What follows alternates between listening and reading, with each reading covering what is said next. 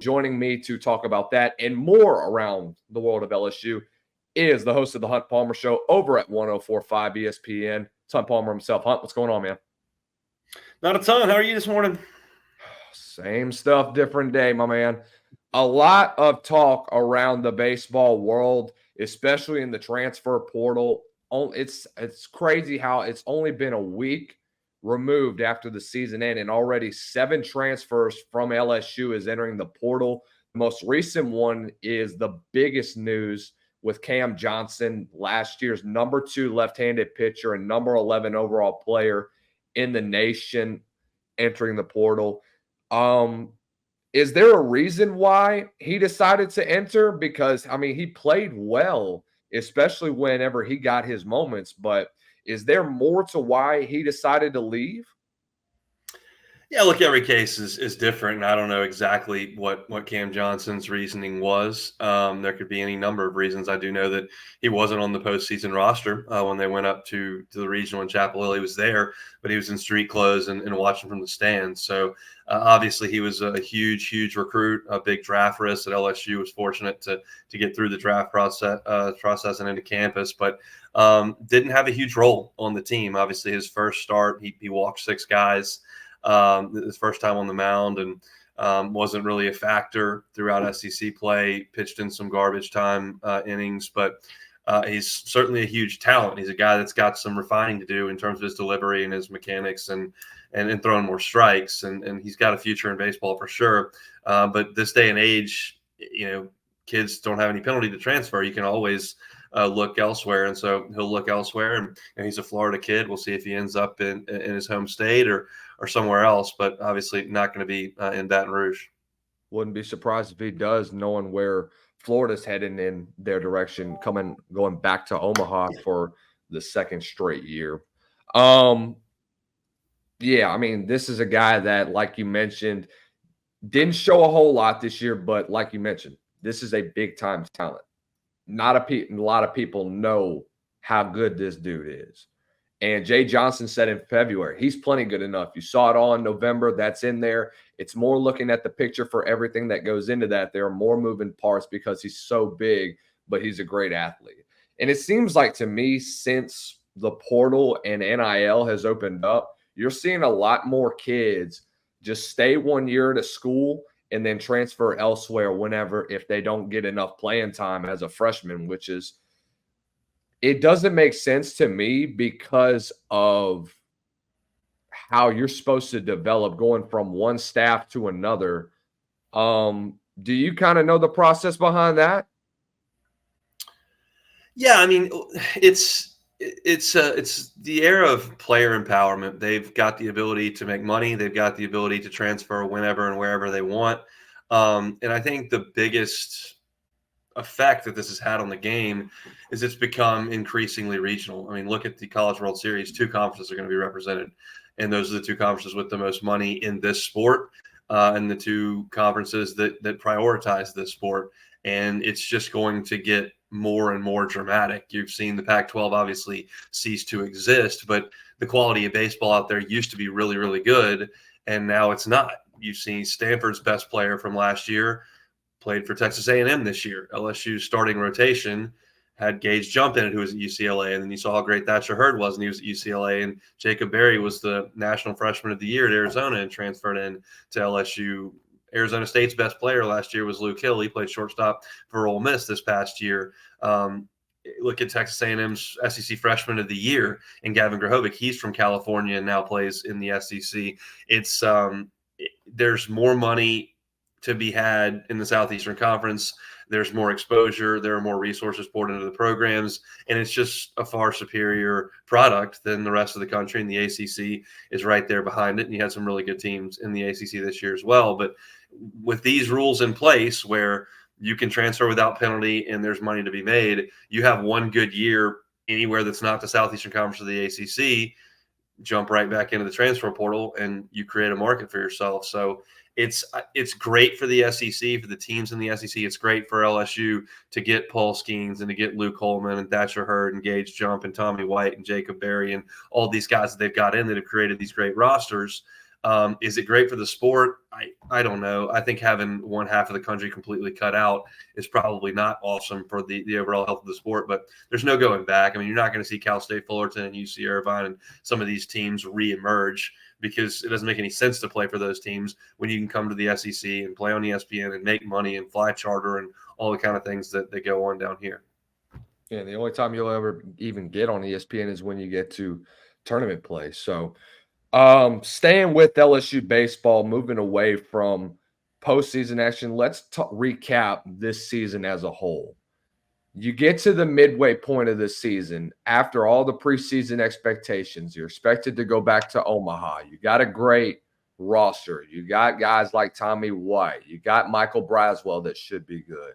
You got guys that are coming in from the recruiting cycle that should be really good coming into this year. And then all of a sudden you find yourself 3-12 in the SEC and barely hanging on to 25 plus wins going into the month of May. And then all of a sudden,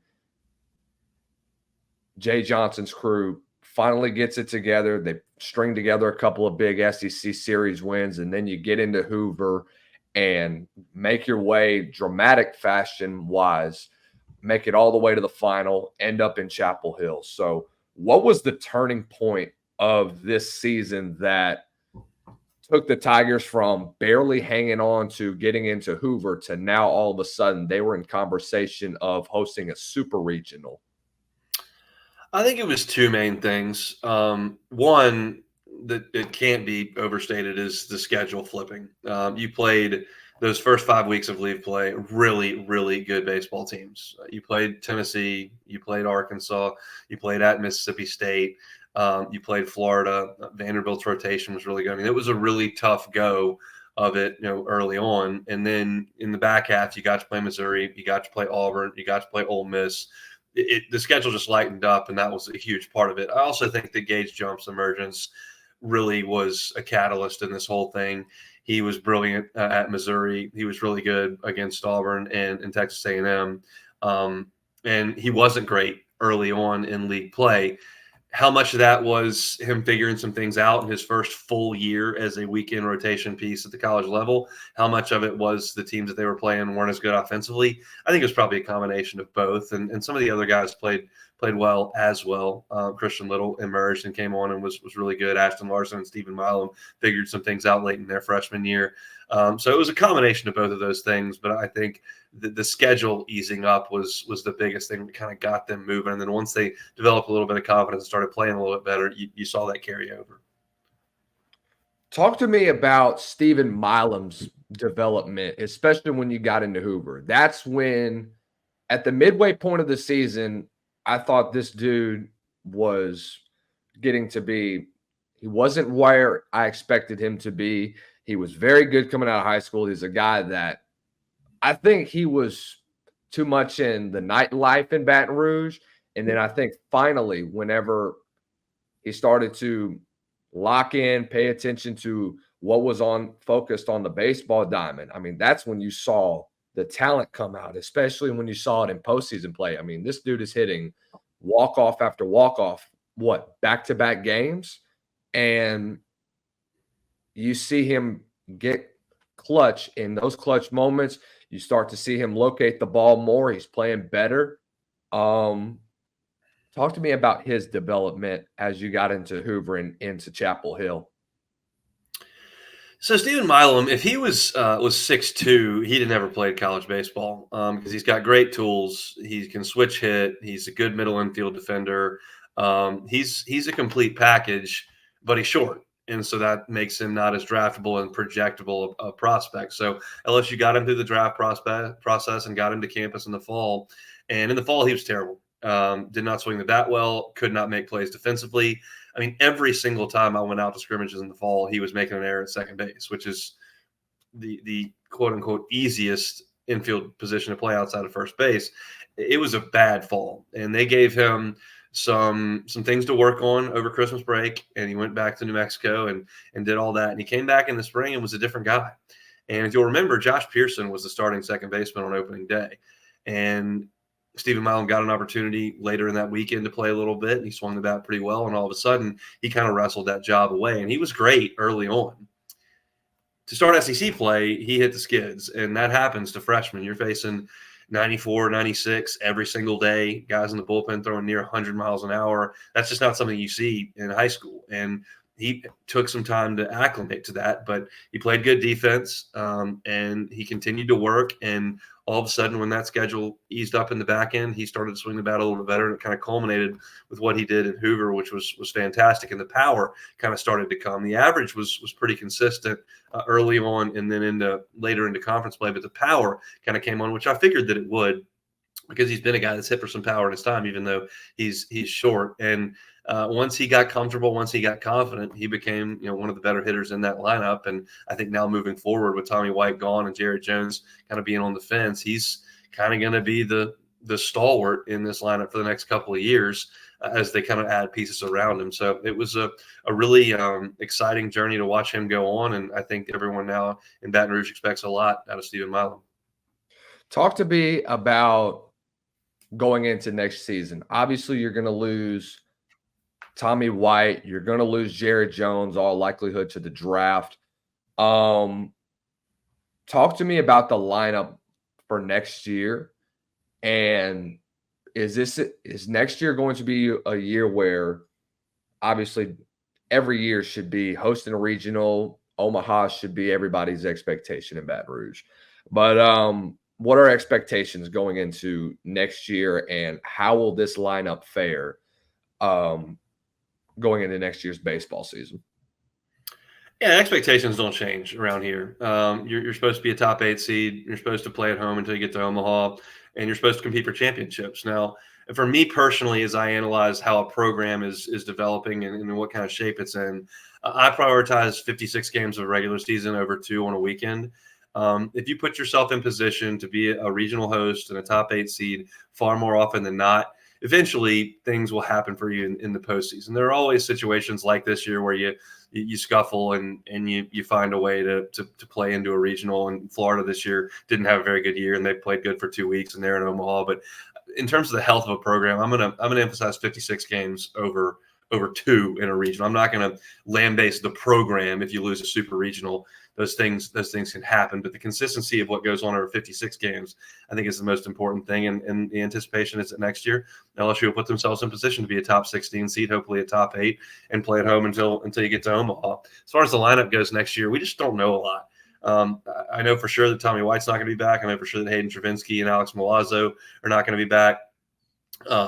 And you kind of look around at some guys that have some decisions to make. Jared Jones is one of those guys. Michael Braswell is one of those guys.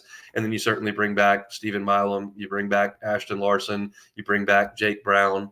And those are kind of the young pieces that are needed to develop into stars. We'll see what comes of Paxton Kling. We'll see what comes of some of those guys that didn't have huge impacts on this year. But I'll tell you this, LSU is going to go into the transfer portal really, really, really hard.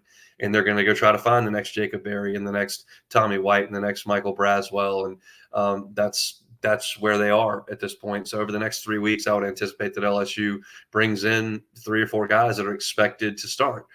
Sometimes you bring in a guy and he's Jacob Berry or Tommy White. Sometimes you bring a guy in and it's Mac Bingham and it doesn't quite translate. You never know. But the transfer portal is a huge benefit to LSU for all the reasons we were talking about at the beginning of the show. There aren't a lot of places that care about baseball like LSU does. There aren't a lot of places that you have the resources with the pitch lab and with the team rooms and in the box and all that goes into that in the Southeastern Conference. So it's a very, very attractive place to play. And LSU will be very much involved in the transfer portal over the next 3 weeks trying to fill out that roster. Hunt Palmer joining us over at SEC Unfiltered, and of course on Fourth and Forever. Want to give a good shout out to our good friends over at Prize Picks. Prize Picks is America's #1 fantasy sports app with more than 3 million members. It is the easiest and most exciting way to get in on the action while you watch your favorite sports and players. Just pick more or less on 2 or more player stats and watch the winnings roll in. Prize Picks has something for every sports fan, from basketball and hockey to League of Legends and everything in between. Sign up over at prizepicks.com or download the Prize Picks app today on your Apple or Android device. and use code SECU for a first deposit match up to $100. Pick more, pick less. It's that easy with our friends over at Price Picks. So getting out of LSU baseball, let's go to football now. And there's a guy I want to talk about that made news close to the beginning of the year, John Emery. Now, let's go back about 5 years ago, Hunt. Here's a guy that came out of the class of 2019, number one running back in the nation. And this is a story that I'll always remember. It was a couple weeks before the Georgia game in 2018. And I think John Emery was still committed to Georgia. After LSU beats Georgia that same year, he decommits, I think, a week or two later, and then commits to LSU at the end of November.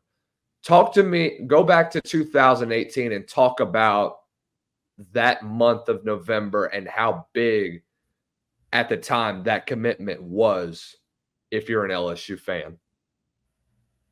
Yeah, no question. That's a guy that LSU obviously had prioritized. Got an in-state back, this number one back in the country from down there in New Orleans. You want to make sure you get that guy to campus. And Kirby Smart in Georgia had gotten there first and had gotten a commitment from him. But as you'll recall, LSU and Georgia played a pretty big game in 2018. It was an incredible crowd. A lot of Georgia, a lot of red in the stadium that day is a vivid memory of mine. But LSU played a great game that day and was able to beat Georgia in front of that incredible environment. And I think that had a lot to do with John Emery trying to change his tune there. And you had two great backs in the state in that class with Ty Davis Price and John Emery, and LSU was able to get both of them committed and both of them signed and brought those guys in. They were freshmen on that awesome team in 2019. But it was a hard-fought recruiting battle, no doubt, and LSU was able to win out, which they do far more often than not with their in-state players.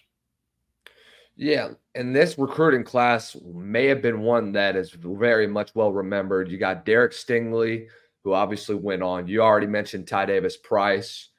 Apu Ika had a good 2 years before he transferred to Baylor and went on to become a stud there. You had Cordell Flott, who was a starter at defensive back. You had Jay Ward, who was another starter. So you had a lot of guys that ended up being big-time starters for this crew. But I think Emery had the most talent coming out of that class. I know Derek, that's probably the second best player in that class behind, obviously, Derek Stingley. So he starts off freshman year strong, and then, boom, ends up blowing his knee, is ineligible for a season, or was it 2 seasons? He's missed a lot of time. He had the situation where he was suspended. He's dealt with some injuries. It's been a long and winding road for John Emery Jr. Yeah. So talk to me about the 20s for him from 2020 to 2022, between that era. What the heck happened, dude? This is a guy that you're at a Division I school. You're basically handed the papers. You're given every opportunity to get your business handled in class. It's not that hard at a major D1. You get the benefits. Everybody says that athletes get the most benefits at schools. They do. You get every opportunity and you still end up being ineligible. So that basically just blew your chance of continuing to be a rising star in the SEC. How does this happen, Hunt? I don't understand. I'm sure you might have an answer even if you do, because what goes through his mind to not even handle his business in the classroom and end up screwing up his potential that this dude had? Well, I want to be careful because I don't know the entirety of the story. Obviously, athletes at LSU do have an opportunity to get counseling and do have an opportunity to deal with advisors with their academics, and they try to put young people in a position to succeed. For some people, school comes really easy. For some people, school does not come very easy, and there's a wide gamut there. From what was reported and what we had heard, I think there were some clerical issues within LSU's support staff academically that may have not done John Emery a service there. There were failures on multiple shoulders in that situation. It was unfortunate. I think John Emery did a really good job of handling it. And obviously there was a spring a couple of years ago where he did not work out with the team to try to better himself academically. And to me, it's great that he has that kind of perspective, because John Emery could play in the NFL for 10 years for all I know. I just don't think that's likely at this point. What he needs to have is a degree, and he got that from LSU, made sure that happened. And that's a success story to me, to have him to work through those obstacles and to get that degree to help him whenever his football time is done. And so it was disappointing at the time. I'm sure it was really frustrating for him. I don't know that it was all his fault. And he wants to play one more year of football, and he'll have that opportunity at LSU. That's a lot of stuff in the rearview mirror, but hopefully he comes out of it stronger. So coming out of high school, knowing all the hype, would you consider him a bust now, or would you wait a little while to put that on hold? That's probably not fair. Now, has he been the best running back in the country? No, and he was rated that coming out of high school. So if that's the bar you want to use, that's fine. He really did have a nice freshman year on that 2019 team. A lot of it was in mop-up duty. Clyde Edwards-Helaire played the vast majority of those snaps, but John Emery did have his moments that year. He's had his moments beyond that. He had a big-time run in the win against Alabama in 2022. Scored the first touchdown on that swing pass. He had another huge run against Alabama in the game the year before that. So there have been some moments for John Emery, but if you're going to go ahead and put him next to that number one running back in the country mark that he had in high school, sure, he hasn't quite lived up to that, but I don't know if it's fair to call a young man a bust. Palmer joining us here on SEC Unfiltered. Appreciate the time, man. It's been a pleasure having you. Holler at him on Twitter at HuntPalmer88. Also check him out over at 104.5 ESPN Baton Rouge, 1 to 3 East Central. Hunt, been a pleasure talking to you, man. Hope you have a great day. Yeah, like I see you too, man.